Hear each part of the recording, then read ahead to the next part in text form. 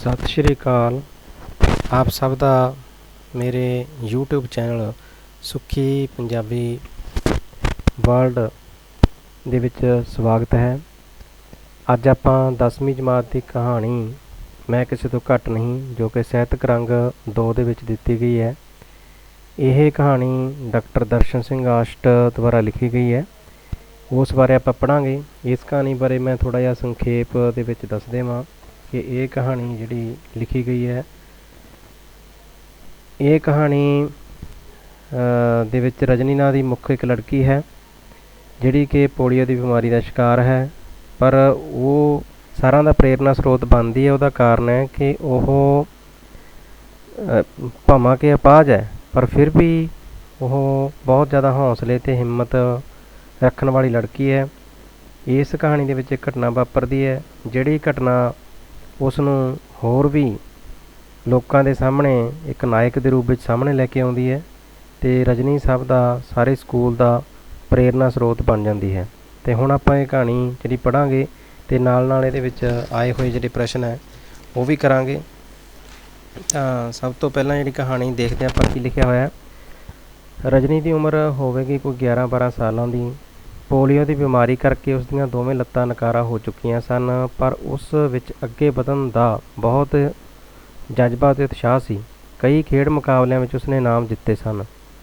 ਤਾਂ ਇੱਥੇ ਆਪਾਂ ਨੂੰ ਪਤਾ ਲੱਗ ਚੁੱਕਿਆ ਕਿ ਰਜਨੀ ਨੂੰ ਪੋਲੀਓ ਦੀ ਬਿਮਾਰੀ ਹੈ, ਪਰ ਫਿਰ ਵੀ ਉਹ ਬਹੁਤ ਉਤਸ਼ਾਹ ਅਤੇ ਜਜ਼ਬੇ ਵਾਲੀ ਲੜਕੀ ਹੈ।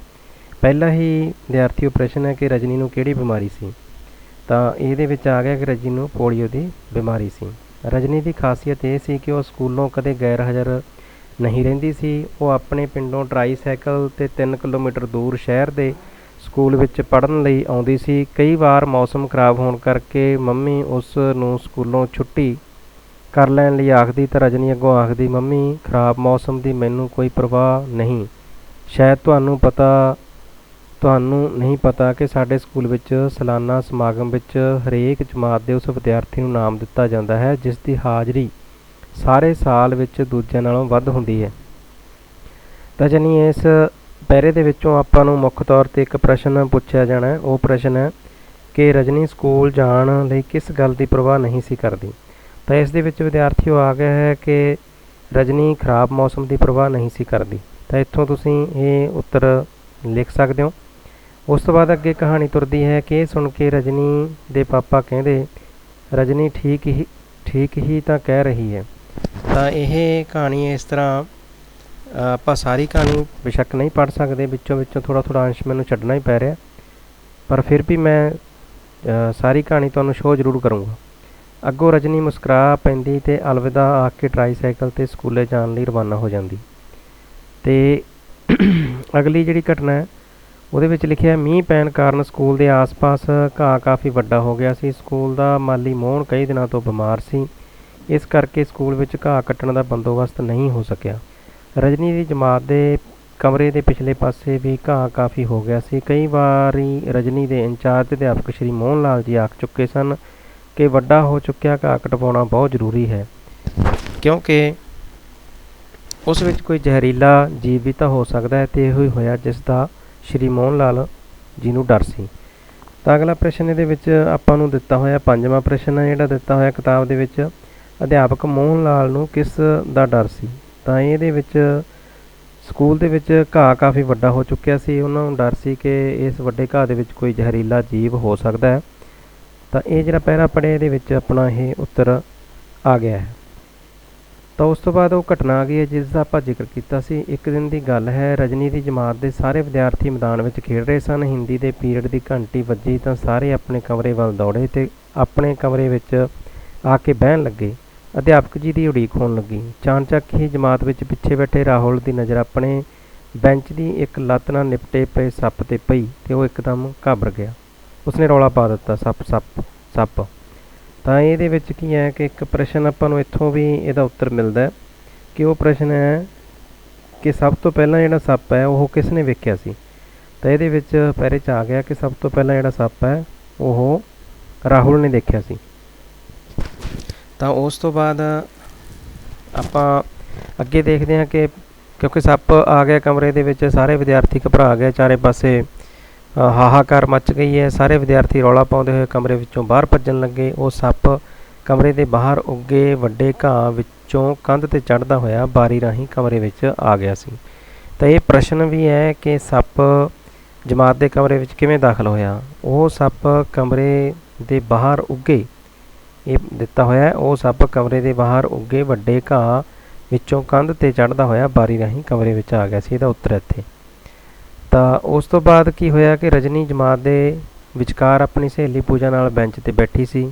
ਉਹਨੇ ਦੋਨਾਂ ਦੇ ਜਿਹੜੇ ਹੈਗੇ ਬਸਤੇ ਖਾਲੀ ਕੀਤੇ ਅਤੇ ਉਸ ਤੋਂ ਬਾਅਦ ਉਹ ਉਹਨਾਂ ਨੂੰ ਸੱਪ ਦੇ ਉੱਤੇ ਸਿੱਟ ਦਿੱਤਾ।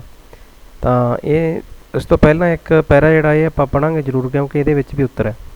ਰਜਨੀ ਨੇ ਵੇਖਿਆ ਸੱਪ 3 ਫੁੱਟ ਤੋਂ ਕੁਝ ਵੱਡਾ ਸੀ। ਵਿਦਿਆਰਥੀਆਂ ਦੀ ਹਾਲ ਦੁਹਾਈ ਨਾਲ ਸੱਪ ਵੀ ਘਾਬਰ ਗਿਆ। ਕਮਰੇ ਦਾ ਫਰਸ਼ ਪੱਕਾ ਸੀ, ਇਸ ਲਈ ਸੱਪ ਆਪਣੇ ਛੁਪਣ ਲਈ ਕੋਈ ਖੁੱਡ ਵਗੈਰਾ ਲੱਭਣ ਲਈ ਇੱਧਰ ਉੱਧਰ ਦੌੜਨ ਲੱਗਾ। ਤਾਂ ਇਹਦੇ ਵਿੱਚ 6ਵਾਂ ਪ੍ਰਸ਼ਨ ਜਿਹੜਾ ਸੱਪ ਕੀ ਲੱਭਣ ਵਾਸਤੇ ਇੱਧਰ ਉੱਧਰ ਦੌੜ ਰਿਹਾ ਸੀ, ਤਾਂ ਉਹਦਾ ਉੱਤਰ ਵੀ ਇੱਥੇ ਆਪਾਂ ਨੂੰ ਆ ਗਿਆ ਹੈ ਕਿ ਇਹ ਸੱਪ ਆਪਣੇ ਛੁਪਣ ਲਈ ਕੋਈ ਖੁੱਡ ਵਗੈਰਾ ਲੱਭਣ ਲਈ ਇੱਧਰ ਉੱਧਰ ਦੌੜਨ ਲੱਗਾ। ਅਤੇ ਕੁਛ ਇਹਦੇ ਵਿੱਚ ਬਾਅਦ ਦੇ ਵਿੱਚ ਸਮਾਸੀ ਸ਼ਬਦ ਵੀ ਆਏ ਆ। ਇੱਧਰ ਉੱਧਰ ਇਹਦੇ ਵਿੱਚ ਸਮਾਸੀ ਸ਼ਬਦ ਹੈ ਜੋ 2 ਸ਼ਬਦਾਂ ਦੇ ਮੇਲ ਤੋਂ ਬਣਦਾ। ਤਾਂ ਇਸ ਤਰ੍ਹਾਂ ਹੋਰ ਵੀ ਜਿਹੜੇ ਸ਼ਬਦਾਂ 'ਚ ਜੋੜਨੀ ਪਾਈ ਹੋਈ ਹੈ, ਜਿਵੇਂ ਹਾਲ ਦੁਹਾਈ ਸ਼ਬਦ 'ਚ ਪਾਈ ਹੋਈ ਹੈ, ਇਹ ਵੀ ਸਮਾਸੀ ਸ਼ਬਦ ਹੈ। ਤੁਹਾਨੂੰ ਬਾਅਦ 'ਚ ਚੁਣਨ ਵਾਸਤੇ ਆਉਣਗੇ, ਇਸ ਕਰਕੇ ਮੈਂ ਨਾਲ ਨਾਲ ਤੁਹਾਨੂੰ ਇੱਥੇ ਦੱਸ ਰਿਹਾ। ਰਜਨੀ ਨੇ ਫੌਰਨ ਦਿਮਾਗ ਤੋਂ ਕੰਮ ਲਿਆ। ਉਹਨੇ ਆਪਣਾ ਅਤੇ ਪੂਜਾ ਦਾ ਬੈਗ ਉਲਟਾ ਕਰ ਦਿੱਤਾ। ਦੋਵੇਂ ਬੈਗ ਖਾਲੀ ਕਰਕੇ ਥੋੜ੍ਹੇ ਥੋੜ੍ਹੇ ਅੰਤਰ ਨਾਲ ਨੇੜੇ ਹੀ ਫਰਸ਼ 'ਤੇ ਸੁੱਟ ਦਿੱਤੇ। ਤਾਂ ਉਸ ਤੋਂ ਬਾਅਦ ਕੀ ਰਜਨੀ ਦੀ ਵਿਉਂਤ ਕੰਮ ਕਰ ਗਈ। ਸੱਪ ਜਿਹੜਾ ਹੈਗਾ ਉਹ ਬੈਗ ਦੇ ਵਿੱਚ ਵੜ ਗਿਆ ਅਤੇ ਸੱਪ ਨੂੰ ਜਿਹੜਾ ਹੈਗਾ ਰਜਨੀ ਨੇ ਬੈਗ ਫੜ ਲਿਆ।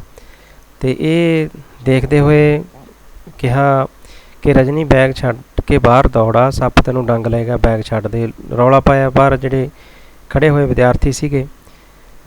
ਉਸ ਤੋਂ ਬਾਅਦ ਸਕੂਲ ਦਾ ਸੇਵਾਦਾਰ ਪ੍ਰਾਣਨਾਥ ਵੀ ਸੋਟੀ ਫੜ ਕੇ ਕਮਰੇ ਦੇ ਵਿੱਚ ਆ ਗਿਆ। ਉਸਨੇ ਵੀ ਰਜਨੀ ਨੂੰ ਸੱਪ ਨੂੰ ਛੱਡਣ ਵਾਸਤੇ ਕਿਹਾ ਅਤੇ ਉਹਨੇ ਕਿਹਾ ਕਿ ਮੈਂ ਇਹਨੂੰ ਇੱਥੇ ਹੀ ਜਿਹੜਾ ਹੈਗਾ ਮਾਰ ਦੇਵਾਂਗਾ। ਪਰ ਜਿਹੜਾ ਹੈਗਾ ਉਸ ਤੋਂ ਬਾਅਦ ਕੀ ਹੈ ਕਿ ਰਜਨੀ ਇਸ ਲਈ ਰਾਜ਼ੀ ਨਾ ਹੋਈ ਅਤੇ ਉਹਨੇ ਇਹ ਕਿਹਾ ਨਾ ਅੰਕਲ ਜੀ, ਇਸ ਨੂੰ ਨਾ ਮਾਰਨਾ ਪਲੀਜ਼, ਇਹ ਮੇਰੀ ਪਕੜ ਵਿੱਚੋਂ ਬਾਹਰ ਨਹੀਂ ਆ ਸਕਦਾ ਅਤੇ ਨਾ ਹੀ ਹੁਣ ਇਹ ਕਿਸੇ ਦਾ ਨੁਕਸਾਨ ਕਰ ਸਕਦਾ ਹੈ। ਉਸ ਤੋਂ ਬਾਅਦ ਕੀ ਹੋਇਆ ਕਿ ਇਸ ਨੂੰ ਚਿੜੀਆ ਘਰ ਵਾਲਿਆਂ ਨੂੰ ਦੇ ਦਿੱਤਾ ਜਾਵੇ ਤਾਂ ਬੜਾ ਚੰਗਾ ਹੋਵੇਗਾ। ਤਾਂ ਇਹਦੇ ਵਿੱਚ ਇੱਕ ਪ੍ਰਸ਼ਨ ਹੈ ਕਿ 7ਵਾਂ ਪ੍ਰਸ਼ਨ, ਰਜਨੀ ਨੇ ਸੱਪ ਨੂੰ ਕਿੱਥੇ ਭੇਜਣ ਦੀ ਬੇਨਤੀ ਕੀਤੀ। ਤਾਂ ਇਹ ਪ੍ਰਸ਼ਨ ਦਾ ਉੱਤਰ ਇਹ ਆ ਗਿਆ ਇੱਥੇ ਕਿ ਰਜਨੀ ਨੇ ਸੱਪ ਨੂੰ ਚਿੜੀਆ ਘਰ ਭੇਜਣ ਦੀ ਬੇਨਤੀ ਕੀਤੀ। ਤਾਂ ਉਸ ਦੇ ਇਸ ਸੁਝਾਅ ਦਾ ਪ੍ਰਿੰਸੀਪਲ ਨੇ ਵੀ ਸਵਾਗਤ ਕੀਤਾ। ਉਸ ਤੋਂ ਇਲਾਵਾ ਜਿਹੜੇ ਸਾਇੰਸ ਵਾਲੇ ਅਧਿਆਪਕ ਸੀ ਉਹਨਾਂ ਨੇ ਵੀ ਸਵਾਗਤ ਕੀਤਾ। ਫਿਰ ਉਸ ਤੋਂ ਬਾਅਦ ਪ੍ਰਿੰਸੀਪਲ ਸਾਹਿਬਾਨ ਦੀ ਜਿਹੜੀ ਸਹਿਮਤੀ ਨਾਲ ਪ੍ਰਾਣਨਾਥ ਅਤੇ ਸਕੂਲ ਦੇ ਹੋਰ ਕਰਮਚਾਰੀ ਜਿਹੜੇ ਸੀ ਉਸ ਨੂੰ ਫੜੇ ਹੋਏ ਸੱਪ ਨੂੰ ਚਿੜੀਆ ਘਰ ਵਿੱਚ ਸੌਂਪਣ ਲਈ ਚਲੇ ਗਏ। ਤਾਂ ਚਿੜੀਆ ਘਰ ਦਾ ਜਿਹੜਾ ਵੱਡਾ ਅਫਸਰ ਸੀ, ਜਦੋਂ ਉਸ ਨੂੰ ਇਹ ਸਾਰੀ ਗੱਲ ਦਾ ਪਤਾ ਲੱਗਾ ਕਿ ਇਸ ਸੱਪ ਨੂੰ ਇੱਕ ਅਪਾਹਜ ਲੜਕੀ ਨੇ ਕਾਬੂ ਕੀਤਾ ਹੈ ਅਤੇ ਨਾਲ ਹੀ ਉਹਨੇ ਇਸ ਨੂੰ ਮਾਰਨ ਤੋਂ ਵੀ ਮਨ੍ਹਾ ਕੀਤਾ ਸੀ ਜਾਂ ਇਸ ਦੀ ਜਾਨ ਵੀ ਬਚਾਈ ਹੈ, ਤਾਂ ਉਹ ਬੜੇ ਪ੍ਰਭਾਵਿਤ ਹੋਏ ਇਸ ਚੀਜ਼ ਤੋਂ। ਤਾਂ ਅਖੀਰਲਾ ਪਹਿਰਾ ਆਪਾਂ ਪੜ੍ਹਾਂਗੇ। ਸਕੂਲ ਦਾ ਸਾਲਾਨਾ ਸਮਾਰੋਹ ਹੋਇਆ। ਰਜਨੀ ਨੂੰ ਬਹਾਦਰੀ ਦਾ ਨਾਮ ਦੇਣ ਲਈ ਚਿੜੀਆ ਘਰ ਦੇ ਮੁੱਖ ਅਫਸਰ ਖੁਦ ਸਕੂਲ ਆਏ ਅਤੇ ਸਾਰਿਆਂ ਨੂੰ ਸੰਬੋਧਨ ਕਰਕੇ ਆਖਣ ਲੱਗੇ, ਇਹ ਬਹਾਦਰ ਲੜਕੀ ਸਾਡੇ ਸਾਰਿਆਂ ਵਾਸਤੇ ਇੱਕ ਮਿਸਾਲ ਹੈ ਜੋ ਆਪਣੀ ਸਰੀਰਕ ਅਪੰਗਤਾ ਦੇ ਬਾਵਜੂਦ ਵੀ ਕਿਸੇ ਕੋਲੋਂ ਘੱਟ ਨਹੀਂ। ਮੈਂ ਆਪਣੇ ਵੱਲੋਂ ਇਸ ਦਾ ਨਾਂ ਰਾਸ਼ਟਰਪਤੀ ਅਵਾਰਡ ਲਈ ਭੇਜਣ ਦੀ ਸਿਫਾਰਿਸ਼ ਕਰਾਂਗਾ, ਕਿਉਂਕਿ ਇਸ ਨੇ ਆਪਣੀ ਹਾਜ਼ਰ ਦਿਮਾਗੀ ਨਾਲ ਨਾ ਕੇਵਲ ਆਪਣੇ ਜਮਾਤੀਆਂ ਨੂੰ ਖਤਰੇ ਤੋਂ ਬਚਾਇਆ, ਸਗੋਂ ਬੜੀ ਬਹਾਦਰੀ ਨਾਲ ਸੱਪ 'ਤੇ ਕਾਬੂ ਕਰਕੇ ਸਾਡੇ ਤੱਕ ਪਹੁੰਚਾਉਣ ਵਿੱਚ ਮਦਦ ਕੀਤੀ ਹੈ। ਤਾਂ ਲਾਸਟ ਜਿਹੜਾ ਆਪਣਾ ਇੱਕ 8ਵਾਂ ਪ੍ਰਸ਼ਨ ਹੈ, ਚਿੜੀਆ ਘਰ ਦੇ ਅਫਸਰਾਂ ਨੇ ਰਜਨੀ ਦੇ ਨਾਂ ਦੀ ਕਿਸ ਕੋਲ ਸਿਫਾਰਿਸ਼ ਕਰਨ ਦੀ ਗੱਲ ਕਹੀ ਸੀ। ਤਾਂ ਇਹਦੇ ਵਿੱਚ ਆ ਗਿਆ ਕਿ ਉਹਦਾ ਨਾਂ ਰਾਸ਼ਟਰਪਤੀ ਅਵਾਰਡ ਲਈ ਭੇਜਣ ਦੀ ਸਿਫਾਰਿਸ਼ ਕਰਨ ਦੀ ਗੱਲ ਕਹੀ ਸੀ, ਕਿਉਂਕਿ ਉਹਨੇ ਸਾਰਿਆਂ ਨੂੰ ਨਾ ਕੇਵਲ ਖਤਰੇ ਤੋਂ ਬਚਾਇਆ ਸੀ ਬਲਕਿ ਬੜੀ ਸੂਝ-ਬੂਝ ਨਾਲ ਸੱਪ ਨੂੰ ਜਿਹੜਾ ਹੈਗਾ ਚਿੜੀਆ ਘਰ ਦੇ ਅਧਿਕਾਰੀਆਂ ਤਾਈਂ ਪਹੁੰਚਾਤਾ। ਤਾਂ ਇਸ ਤੋਂ ਬਾਅਦ ਅੱਗੇ ਆਪਾਂ ਦੇਖਿਆ ਗਿਆ ਕਿ ਉਸ ਤੋਂ ਬਾਅਦ ਰਜਨੀ ਨੂੰ ਨਾਮ ਮਿਲਦਾ ਹੈ। ਸਾਰੇ ਹੀ ਉਹਦੀ ਵਾਹ ਕਰਦੇ ਆ, ਰਜਨੀ ਜਿੰਦਾਬਾਦ ਦੇ ਨਾਅਰੇ ਲੱਗਦੇ ਆ। ਫਿਰ ਇਹ ਪ੍ਰਸ਼ਨ ਹੈ, ਇਹ ਅਭਿਆਸੀ ਪ੍ਰਸ਼ਨ ਨਾਲ ਮੈਂ ਤੁਹਾਨੂੰ ਸਾਰੇ ਕਰਾ ਦਿੱਤੇ ਹੈ। ਉਸ ਤੋਂ ਬਾਅਦ ਇਹਨਾਂ ਪ੍ਰਸ਼ਨਾਂ ਤੋਂ ਬਾਅਦ ਆਓ ਕੁਝ ਹੋਰ ਕਰੀਏ। ਜਿਹੜੇ ਪ੍ਰਸ਼ਨ ਹੈ ਇਹਨਾਂ ਦੇ ਵਿੱਚ ਆਪਾਂ ਪਹਿਲਾ ਪ੍ਰਸ਼ਨ ਦੇਖਦੇ ਹਾਂ ਕੀ ਹੈ। ਕਹਾਣੀ ਦੀ ਪਾਤਰ ਰਜਨੀ ਦੇ ਕਿਰਦਾਰ ਦਾ ਤੁਹਾਡੇ ਉੱਪਰ ਕੀ ਅਸਰ ਹੋਇਆ, ਵਿਸਥਾਰ ਵਿੱਚ ਲਿਖੋ। ਤਾਂ ਇਹਦੇ ਵਿੱਚ ਆਪਾਂ ਦੇਖਦੇ ਹਾਂ ਕਿ ਰਜਨੀ ਭਾਵਾਂ ਕਿ ਅਪਾਹਜ ਹੈ, ਪਰ ਬੜੀ ਬਹਾਦਰੀ ਨਾਲ ਉਹ ਆਪਣੇ ਅਤੇ ਆਪਣੇ ਸਾਥੀਆਂ ਦੀ ਜਾਨ ਬਚਾਉਂਦੀ ਹੈ ਅਤੇ ਬੜੀ ਹੀ ਬਹਾਦਰ ਕੁੜੀ ਹੈ। ਕਦੇ ਵੀ ਸਕੂਲ ਤੋਂ ਉਹ ਨਹੀਂ ਰਹਿੰਦੀ, ਚਾਹੇ ਸਕੂਲ ਕਿੰਨੀ ਦੂਰ ਹੈ। ਤਾਂ ਸਾਰੀਆਂ ਗੱਲਾਂ ਦਾ ਤੁਸੀਂ ਉਸ ਉੱਤਰ ਦੇ ਵਿੱਚ ਜ਼ਿਕਰ ਕਰਨਾ ਅਤੇ ਜੋ ਤੁਹਾਡੇ 'ਤੇ ਅਸਰ ਹੋਇਆ ਉਸ ਦੀ ਵਿੱਚ ਆਪਣੇ ਵਿਚਾਰ ਲਿਖਣੇ ਆ। ਕੀ ਤੁਸੀਂ ਕਿਸੇ ਅਜਿਹੇ ਹੋਰ ਵਿਅਕਤੀ ਨੂੰ ਜਾਣਦੇ ਹੋ ਜੋ ਅਪਾਹਜ ਹੋਣ ਦੇ ਬਾਵਜੂਦ ਵੀ ਸਾਹਸੀ ਹੋਵੇ? ਆਪਣੇ ਆਸ-ਪਾਸ, ਆਪਣੇ ਮੁਹੱਲੇ ਦੇ ਵਿੱਚ ਜੇ ਕਿਤੇ ਤੁਹਾਨੂੰ ਕੋਈ ਹੋਰ ਮਿਲਿਆ ਹੋਵੇ ਜੋ ਅਜਿਹਾ ਵਿਅਕਤੀ ਹੋਵੇ ਜੋ ਅਪਾਹਜ ਹੋਵੇ ਪਰ ਬਹੁਤ ਸਾਹਸੀ ਹੋਵੇ, ਤਾਂ ਉਹਦੀ ਕਿਸੇ ਘਟਨਾ ਦਾ ਤੁਸੀਂ ਜ਼ਿਕਰ ਇੱਥੇ ਕਰ ਸਕਦੇ ਹੋ ਅਤੇ ਗੁਣਾਂ ਦੀ ਵਿਆਖਿਆ ਕਰ ਸਕਦੇ ਹੋ।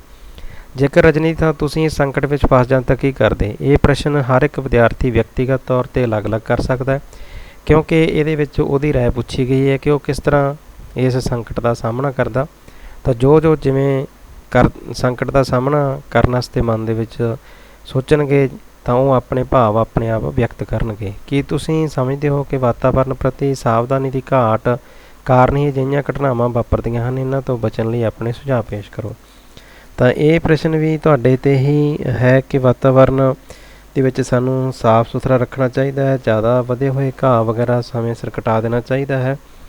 ਤਾਂ ਬਰਸਾਤ ਦੇ ਮੌਸਮ ਦੇ ਵਿੱਚ ਇਹਨਾਂ ਚੀਜ਼ਾਂ ਦਾ ਖਾਸ ਸਾਨੂੰ ਖਿਆਲ ਰੱਖਣਾ ਚਾਹੀਦਾ। ਅਜਿਹੇ ਸੁਝਾਅ ਤੁਸੀਂ ਇਸ ਪ੍ਰਸ਼ਨ ਦੇ ਲਈ ਦੇ ਸਕਦੇ ਹੋ। ਉਸ ਤੋਂ ਬਾਅਦ ਪਾਠ ਦੇ ਵਿੱਚੋਂ ਜਿਹੜੇ ਸਮਾਸੀ ਸ਼ਬਦਾਂ ਦੀ ਸੂਚੀ ਹੈ ਅਤੇ ਪਾਠ ਦੇ ਵਿੱਚੋਂ ਮੁਹਾਵਰੇ ਲੱਭ ਕੇ ਵਾਕਾਂ ਵਿੱਚ ਬਦਲੋ ਹੈ। ਅਤੇ ਉਸ ਤੋਂ ਬਾਅਦ ਅੱਗੇ ਦਿੱਤੇ ਹੋਏ ਨਾਮ ਦੀਆਂ ਕਿਸਮਾਂ, ਇਹ ਸਾਰੇ ਤੁਸੀਂ ਮੇਰੇ ਬਲੌਗ ਸਪੌਟ 'ਤੇ ਜਾ ਕੇ, ਜਿਹਦਾ ਲਿੰਕ ਮੈਂ ਵੀਡੀਓ ਦੀ ਡਿਸਕ੍ਰਿਪਸ਼ਨ ਦੇ ਵਿੱਚ ਦੇ ਦੇਵਾਂਗਾ, ਉਸ 'ਤੇ ਜਾ ਕੇ ਤੁਸੀਂ ਉੱਥੋਂ ਡਾਊਨਲੋਡ ਕਰ ਸਕਦੇ ਹੋ। ਹੁਣ ਮੈਂ ਤੁਹਾਨੂੰ ਜਿਹੜੀ ਉੱਥੋਂ ਡਾਊਨਲੋਡ ਹੋਈ ਆਨਸਰ ਕੀ ਹੈ ਉਹ ਥੋੜ੍ਹੀ ਦਿਖਾਵਾਂਗਾ ਤਾਂ ਕਿ ਤੁਹਾਨੂੰ ਬੜੇ ਹੀ ਸੌਖੇ ਤਰੀਕੇ ਨਾਲ ਇਹਦੇ ਉੱਤਰ ਮਿਲ ਜਾਣ। ਤਾਂ ਹੁਣ ਆਪਾਂ ਦੇਖਦੇ ਹਾਂ ਕਿ ਉਹ ਆਨਸਰ ਕੀ ਜਿਹੜੀ ਹੈਗੀ ਹੈ ਮੈਂ ਡਾਊਨਲੋਡ ਕੀਤੀ ਹੋਈ ਹੈ, ਤੁਸੀਂ ਵੀ ਉੱਥੋਂ ਜਾ ਕੇ ਡਾਊਨਲੋਡ ਕਰ ਸਕਦੇ ਹੋ। ਇਹ ਉਹ ਆਨਸਰ ਕੀ ਹੈ ਜਿਹਦੇ ਵਿੱਚ ਪਹਿਲਾਂ ਮੈਂ ਪ੍ਰਸ਼ਨ ਉੱਤੇ ਦਿੱਤੇ ਹੋਏ ਹੈ ਅਤੇ ਉਸ ਤੋਂ ਬਾਅਦ ਥੱਲੇ ਉਹਦੇ ਉੱਤਰ ਦਿੱਤੇ ਹੋਏ ਹੈ। ਰਜਨੀ ਨੂੰ ਕਿਸ ਚੀਜ਼ ਦੀ ਬਿਮਾਰੀ ਸੀ? ਪੋਲੀਓ ਦੀ ਬਿਮਾਰੀ ਸੀ। ਰਜਨੀ ਕਿਸ ਚੀਜ਼ ਦੀ ਪਰਵਾਹ ਨਹੀਂ ਸੀ ਕਰਦੀ? ਮੈਂ ਸ਼ਾਰਟਕਟ 'ਚ ਲਿਖਿਆ ਖਰਾਬ ਮੌਸਮ ਅਤੇ ਹੋਰ ਰੁਕਾਵਟਾਂ ਦੀ। ਅਤੇ ਤੀਸਰਾ ਜਿਹੜਾ ਪ੍ਰਸ਼ਨ ਇਹਦੇ ਵਿੱਚ ਸੀਗਾ ਕਿ ਸੱਪ ਜਮਾਤ ਦੇ ਕਮਰੇ ਵਿੱਚ ਕਿਵੇਂ ਦਾਖਲ ਹੋਇਆ, ਉਸ ਦਾ ਉੱਤਰ ਕਹਾਣੀ ਵਿੱਚ ਜਿਉਂਦਾ ਤਿਉਂ ਸੀ। ਉੱਥੋਂ ਮੈਂ ਲੈ ਕੇ ਇਸ ਤਰ੍ਹਾਂ ਇਹਦੇ ਵਿੱਚ ਵੇਰਵਾ ਦੇ ਦਿੱਤਾ ਉਹਦਾ। ਤਾਂ ਤੁਸੀਂ ਵੀ ਜਿਹੜੇ ਹੈਗੇ ਹੈ, ਮੈਂ ਤੁਹਾਨੂੰ ਇਹ ਆਲਰੇਡੀ ਪ੍ਰਸ਼ਨ ਦੱਸ ਚੁੱਕਿਆ, ਇਸ ਕਰਕੇ ਇਹਨਾਂ ਦਾ ਤੁਸੀਂ ਇੱਥੋਂ ਦੇਖ ਲੈਣੇ ਆ। ਉਸ ਤੋਂ ਬਾਅਦ ਸੱਪ ਸਭ ਤੋਂ ਪਹਿਲਾਂ ਕਿਸ ਨੇ ਦੇਖਿਆ ਸੀ? ਰਾਹੁਲ ਨੇ ਦੇਖਿਆ ਸੀ। ਅਤੇ ਅਗਲਾ ਪ੍ਰਸ਼ਨ ਸੀ ਅਧਿਆਪਕ ਮੋਹਨ ਲਾਲ ਨੂੰ ਕਿਸ ਚੀਜ਼ ਦਾ ਡਰ ਸੀ? ਅਧਿਆਪਕ ਮੋਹਨ ਲਾਲ ਨੂੰ ਡਰ ਸੀ ਕਿ ਜਮਾਤ ਦੇ ਕਮਰੇ ਦੇ ਬਾਹਰ ਘਾਹ ਕਾਫੀ ਵੱਡਾ ਹੋ ਗਿਆ ਸੀ, ਉਹਨਾਂ ਨੂੰ ਕੋਈ ਜ਼ਹਿਰੀਲਾ ਜੀਵ ਹੋਣ ਦਾ ਡਰ ਸੀ। ਅਤੇ ਸੱਪ ਜਿਹੜਾ ਹੈਗਾ ਇੱਧਰ ਉੱਧਰ ਕੀ ਲੱਭ ਰਿਹਾ ਸੀ? ਤਾਂ ਇਹ ਆਪਾਂ ਪ੍ਰਸ਼ਨ ਦਾ ਉੱਤਰ ਹੈ ਜਿਹੜਾ ਸੱਪ ਆਪਣੇ ਛੁਪਣ ਲਈ ਖੁੱਡ ਵਗੈਰਾ ਲੱਭਣ ਲਈ ਇੱਧਰ ਉੱਧਰ ਦੌੜ ਰਿਹਾ ਸੀ। ਤਾਂ ਅਗਲਾ ਜਿਹੜਾ ਪ੍ਰਸ਼ਨ ਹੈ ਕਿ ਰਜਨੀ ਨੇ ਸੱਪ ਨੂੰ ਕਿੱਥੇ ਭੇਜਣ ਦੀ ਬੇਨਤੀ ਕੀਤੀ? ਅਤੇ ਉਹਨੇ ਚਿੜੀਆ ਘਰ ਭੇਜਣ ਦੀ ਬੇਨਤੀ ਕੀਤੀ। ਅਖੀਰਲਾ ਪ੍ਰਸ਼ਨ ਸੀਗਾ ਕਿ ਉਹਦਾ ਜਿਹੜਾ ਰਜਨੀ ਦਾ ਨਾਂ ਸੀ, ਚਿੜੀਆ ਘਰ ਦੇ ਅਧਿਕਾਰੀਆਂ ਨੇ, ਅਫਸਰਾਂ ਨੇ ਕਿੱਥੇ ਭੇਜਣ ਦੀ ਸਿਫਾਰਿਸ਼ ਕੀਤੀ ਸੀ? ਰਾਸ਼ਟਰਪਤੀ ਅਵਾਰਡ ਲਈ ਭੇਜਣ ਦੀ ਸਿਫਾਰਿਸ਼ ਕੀਤੀ ਸੀ। ਉਹਦਾ ਉੱਤਰ ਵੀ ਇੱਥੇ ਆ ਗਿਆ ਹੈ। ਅੱਗੇ ਪਾਠ ਵਿੱਚੋਂ ਸਮਾਸੀ ਸ਼ਬਦਾਂ ਦੀ ਸੂਚੀ ਅਤੇ ਮੁਹਾਵਰੇ ਉਹ ਥੱਲੇ ਦਿੱਤੇ ਹੋਏ ਹੈ। ਨਾਮ ਸ਼ਬਦ ਹੈ ਜਿਹੜੇ ਜਿਨ੍ਹਾਂ ਦੀ ਆਪਾਂ ਦੱਸਣੇ ਕਿਹੜੇ ਨਾਮ ਸ਼ਬਦ ਆ ਅਤੇ ਉਹਨਾਂ ਦੀ ਕਿਸਮ ਵੀ ਇੱਥੇ ਲਿਖਣੀ ਹੈ। ਪਹਿਲਾ ਵਾਕ ਸੀ ਅਧਿਆਪਕ ਨੇ ਘਾਹ ਕੱਟਣ ਲਈ ਕਿਹਾ। ਇਹਦੇ ਵਿੱਚ ਅਧਿਆਪਕ ਅਤੇ ਘਾਹ ਦੋ ਨਾਮ ਸੀ ਜਿਨ੍ਹਾਂ ਨੂੰ ਮੈਂ ਅੰਡਰਲਾਈਨ ਕਰ ਦਿੱਤਾ ਹੈ। ਦੋਨੇ ਆਮ ਨਾਮ ਹੈ, ਜਾਤੀਵਾਚਕ ਨਾਮ ਵੀ ਲਿਖ ਸਕਦੇ ਹੋ ਤੁਸੀਂ। ਅਗਲਾ ਜਿਹੜਾ ਹੈਗਾ ਰਜਨੀ ਇੱਕ ਬਹਾਦਰ ਲੜਕੀ ਸੀ, ਇਹਦੇ ਵਿੱਚ ਤਿੰਨ ਨਾਮ ਹੈ, ਰਜਨੀ, ਬਹਾਦਰ ਅਤੇ ਲੜਕੀ। ਰਜਨੀ ਖਾਸ ਨਾਮ ਹੈ, ਬਹਾਦਰ ਭਾਵਵਾਚਕ ਨਾਮ ਹੈ ਅਤੇ ਲੜਕੀ ਆਮ ਨਾਮ ਹੈ। ਉਸ ਤੋਂ ਬਾਅਦ ਹੈਗਾ ਪ੍ਰਿੰਸੀਪਲ ਜਮਾਤ ਵਿੱਚ ਆਇਆ। ਇਹਦੇ ਵਿੱਚ ਪ੍ਰਿੰਸੀਪਲ ਅਤੇ ਜਮਾਤ ਦੋ ਸ਼ਬਦ ਨਾਮ ਹੈ। ਪ੍ਰਿੰਸੀਪਲ ਆਮ ਨਾਮ ਜਾਂ ਜਾਤੀਵਾਚਕ ਨਾਮ ਹੈ, ਜਮਾਤ ਜਿਹੜਾ ਇਕੱਠਵਾਚਕ ਨਾਮ ਹੈ। ਅਗਲੇ ਵਾਕ ਦੇ ਵਿੱਚ ਰਜਨੀ ਪੋਲੀਓ ਦੀ ਬਿਮਾਰੀ ਦਾ ਸ਼ਿਕਾਰ ਹੈ। ਇਹਦੇ ਵਿੱਚ ਰਜਨੀ ਜਿਹੜੀ ਹੈਗੀ ਹੈ ਉਹ ਖਾਸ ਨਾਮ ਹੈ, ਪੋਲੀਓ ਜਿਹੜੀ ਹੈਗੀ ਹੈ ਉਹ ਵੀ ਖਾਸ ਨਾਮ ਹੈ ਅਤੇ ਬਿਮਾਰੀ ਜਿਹੜੀ ਹੈਗੀ ਆਮ ਨਾਮ ਹੈ ਜਾਂ ਜਾਤੀਵਾਚਕ ਨਾਮ ਹੈ। ਲਾਸਟ ਜਿਹੜਾ ਪੰਜਵਾਂ ਵਾਕ ਹੈ ਉਹਦੇ ਵਿੱਚ ਸੱਪ ਜਮਾਤ ਵਿੱਚ ਦੌੜ ਰਿਹਾ ਸੀ। ਸੱਪ ਇਹਦੇ ਵਿੱਚ ਆਮ ਨਾਮ ਹੈ, ਜਮਾਤ ਇਹਦੇ ਵਿੱਚ ਇਕੱਠਵਾਚਕ ਨਾਮ ਹੈ। ਹੁਣ ਪਾਠ ਦੇ ਵਿੱਚ ਜਿਹੜੇ ਸਮਾਸੀ ਸ਼ਬਦ ਆਏ ਹੈ, ਕੁਛ ਇੱਕ ਤਾਂ ਮੈਂ ਤੁਹਾਨੂੰ ਪਾਠ ਪੜ੍ਹਦੇ ਵਕਤ ਹੀ ਨਾਲ ਦੀ ਨਾਲ ਦੱਸ ਦਿੱਤੇ ਸੀ, ਕੁਛ ਇੱਕ ਦੀ ਸੂਚੀ ਹੋਰ ਥੱਲੇ ਬਣਾਈ ਹੋਈ ਹੈ, ਮੁਹਾਵਰਿਆਂ ਦੀ ਵੀ ਬਣਾਈ ਹੈ। ਇਹ ਹੈ ਸਮਾਸੀ ਸ਼ਬਦ 11 12 ਗੈਰ ਹਾਜ਼ਰ, ਆਸ-ਪਾਸ, ਪਲਾਸ਼ੀ ਨਾਲ, ਹਾਲ ਦੁਹਾਈ, ਥੋੜ੍ਹੇ ਥੋੜ੍ਹੇ, ਚਿੜੀਆ ਘਰ। ਤਾਂ ਇੱਧਰ ਉੱਧਰ ਵੀ ਇਹਦੇ ਵਿੱਚ ਇੱਕ ਸਮਾਸੀ ਸ਼ਬਦ ਹੋਰ ਵੀ ਆਇਆ ਸੀ, ਤਾਂ ਆਪਾਂ ਹੋਰ ਵੀ ਲਿਖ ਸਕਦੇ ਹਾਂ ਇੱਥੇ। ਇਹ ਮੁਹਾਵਰੇ ਆਏ ਸੀ। ਅੱਗੇ ਵਧਣਾ, ਤਰੱਕੀ ਕਰਨਾ, ਇਹਦਾ ਅਰਥ ਹੈ ਦੰਗ ਰਹਿ ਜਾਣਾ ਦਾ ਅਰਥ ਹੈ ਹੈਰਾਨ ਰਹਿ ਜਾਣਾ। ਹਾਹਾਕਾਰ ਮਚਣੀ, ਘਬਰਾਹਟ ਵਿੱਚ ਰੌਲਾ ਪੈ ਜਾਣਾ। ਖਤਰਾ ਮੁੱਲ ਲੈ ਲੈਣਾ, ਇਹਦਾ ਅਰਥ ਹੈ ਖਤਰੇ ਵਾਲਾ ਕੰਮ ਕਰਨਾ। ਗਲਵੱਕੜੀ ਵਿੱਚ ਲੈਣਾ ਮੁਹਾਵਰੇ ਦਾ ਅਰਥ ਹੈ ਬਹੁਤ ਪਿਆਰ ਕਰਨਾ। ਤਾਂ ਇਸ ਤਰ੍ਹਾਂ ਇਹ ਸਾਰਾ ਜਿਹੜੀ ਕਹਾਣੀ ਦੇ ਜਿੰਨੇ ਵੀ ਪ੍ਰਸ਼ਨ ਬਣਦੇ ਆ, ਮੈਂ ਤੁਹਾਨੂੰ ਇਹ ਆਨਸਰ ਕੀ ਦੇ ਰੂਪ ਦੇ ਵਿੱਚ ਪਾ ਦਿੱਤੇ ਹੈ। ਤਾਂ ਤੁਸੀਂ ਇੱਥੋਂ ਇਹ ਸਾਰੇ ਪ੍ਰਸ਼ਨ ਕਰ ਲੈਣੇ ਆ। ਮੇਰੇ ਚੈਨਲ ਨੂੰ ਵੱਧ ਤੋਂ ਵੱਧ ਸਬਸਕ੍ਰਾਈਬ ਕਰਨਾ ਹੈ, ਸ਼ੇਅਰ ਕਰਨਾ ਹੈ ਅਤੇ ਕਮੈਂਟ ਕਰਕੇ ਵੀ ਆਪਣਾ ਸੁਝਾਅ ਜ਼ਰੂਰ ਦੇਣੇ ਆ, ਤਾਂ ਜੋ ਮੈਂ ਜੋ ਕਮੀਆਂ ਰਹਿ ਗਈਆਂ ਉਹਨਾਂ ਨੂੰ ਮੈਂ ਪੂਰੀਆਂ ਕਰ ਸਕਾਂ ਅਤੇ ਅੱਗੇ ਹੋਰ ਬਿਹਤਰ ਤਰੀਕੇ ਨਾਲ ਤੁਹਾਨੂੰ ਪੜ੍ਹਾ ਸਕਾਂ। ਧੰਨਵਾਦ।